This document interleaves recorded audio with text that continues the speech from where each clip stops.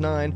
Popstrangers are just one of the bands that will be celebrating 30 years of Flying Nun throughout the month of November. In fact, Popstrangers are also, I guess, on a high at the moment because they've just come back from the CMJ Music Festival in New York City. Joel from Popstrangers joins me on the line this morning. Morning, Joel. Hey, how are you? Hey, good. When did you get back from New York? On Saturday. And good times over there?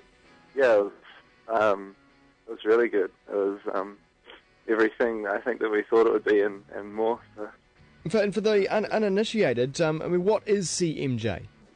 It stands for College Music Journal, and it's all the college radio stations that put on a week of shows that all the industry kind of people, I guess, attend to try and, well, mainly college radio people attend to source music to play on their shows, I guess. Cool. And it just seems to be one of those festivals that's just gotten bigger and bigger, and with more and more bands from all over the world. I mean, how many bands in total?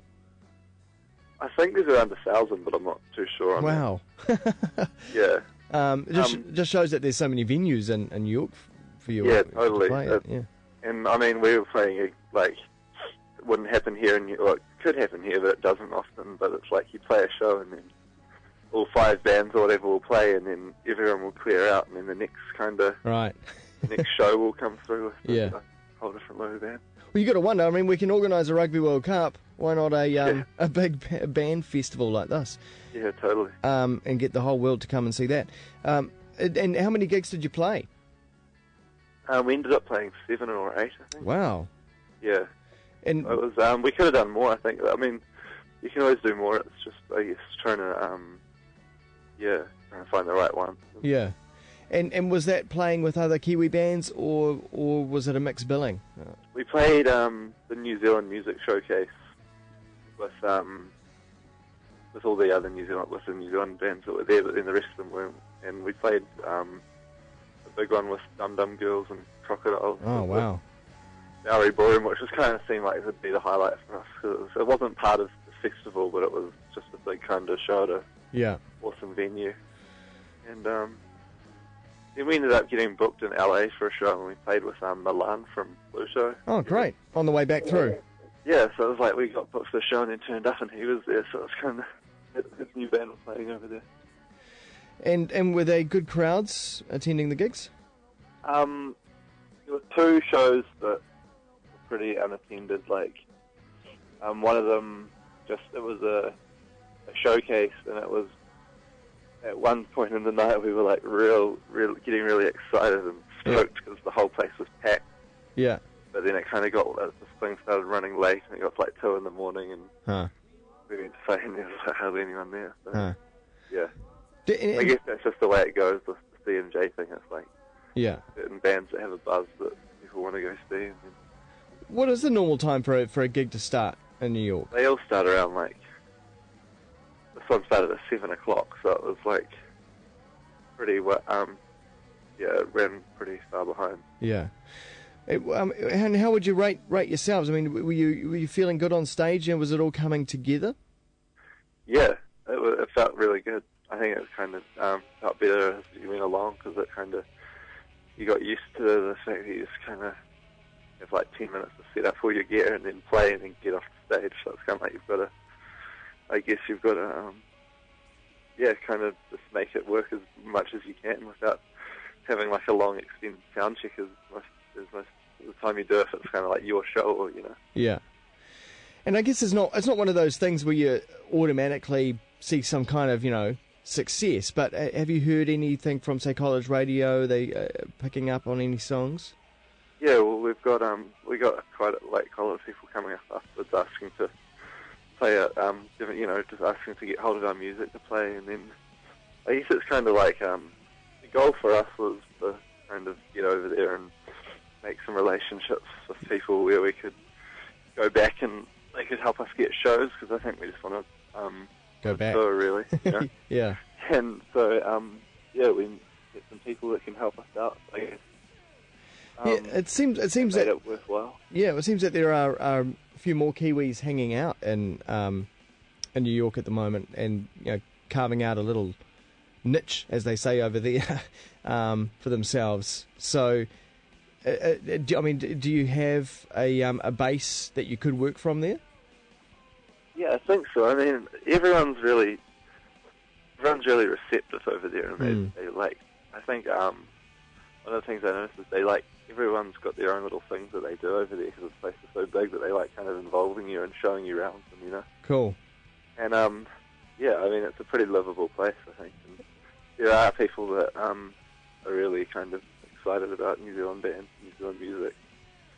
I think as New Zealanders we always get surprised, don't we, about how nice America can be and Americans can be to guests. Yeah, totally. And I was exactly the same. I had a I wouldn't say like a completely negative view, but I wasn't like, you know, I'd never been to the States before, so it's like, yeah. But I was like I said, it like completely changed my view on America. And of course, it's an interesting time to be there with the economy the way it is, and you've got the Occupy movement. Did you head on down to Wall Street and see any of that? Yeah, I did. It was good. Yeah. Went down there. It was good to see. I guess they're going about it the right way by making it a peaceful protest, for sure. Because, I mean, there's a lot of police around and police on horses, you know, and everyone's kind of, it seems like everyone's waiting for something to happen. For something to happen, whatever that is. I guess they've got to gain momentum before they can make it not so peaceful if they're going. Yeah. Yeah. So it's good to see, yeah. So, any plans to go back then?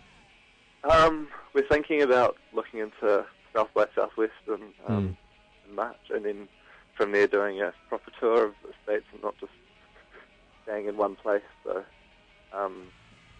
yeah, at the moment, I guess the more important thing is come back to finish our album and do the Flying Nun tour and stuff.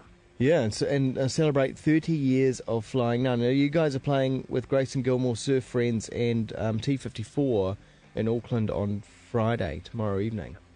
Yeah. At a big event. And I guess 30 years, looking back through the history of Flying Nun and the back catalogue, you'd have some favourites, I'd imagine, Joel. Yeah, totally. I think one of my favourite bands are the Gordons. Yeah. I'm not. It's weird because a lot of people in America even said like, "Oh yeah, Popstrangers know the back catalogue of Flying Nun." Yeah. Really well, you can tell, but to be honest, it's not that true. I mean, we know of all the bands, but yeah, I guess it's just the way we're sounding at the moment. It's kind of like, but yeah, I've got my favourite Flying Nun bands, which are cool. But it'd be good to see like the Gordons or the Belter Space do some stuff. But yeah. Yeah, exactly. No, you didn't come across any of the members while you were in New York? No, I didn't actually. Okay. But yeah, we randomly met this guy one night who was friends with one of them, and kind of invited us to his drink. Everyone's got like little drinking clubs that they go to. But yeah, we didn't end up making it along. But. Okay. Cool. Yeah. So you're pretty excited about Friday, and will you be heading out elsewhere around the country throughout the month of November? Yeah, we've got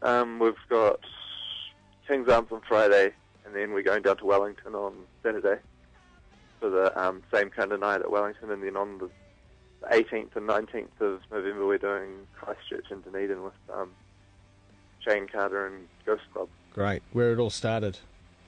Yeah, so that'll be fun. We haven't been down south before, so... Yeah. Oh, first time? Oh, goodness. Yeah. Okay. So that'll be good. Well, Christchurch will be interesting. Yeah, it should be fun. Yeah, good times. All right, well, 30 years of Flying Nun. And have you tasted the ale yet, the epic beer? No, I haven't. Adam bought one. Yeah. I don't even know if he's had a drink of it yet, but... Well, if you like your beers hoppy, then it should go down well. Yeah, it should be good. Nice. I'll try one. Hey, Joel, thanks very much for joining us, and good to hear about New York and the 30 years of Flying Nun, and we'll catch up again soon. Yeah, cool, thanks. Joel there from Popstrangers. Nice, and I'm going to play a track from them. This is called Take It to the Grave. Here, wait.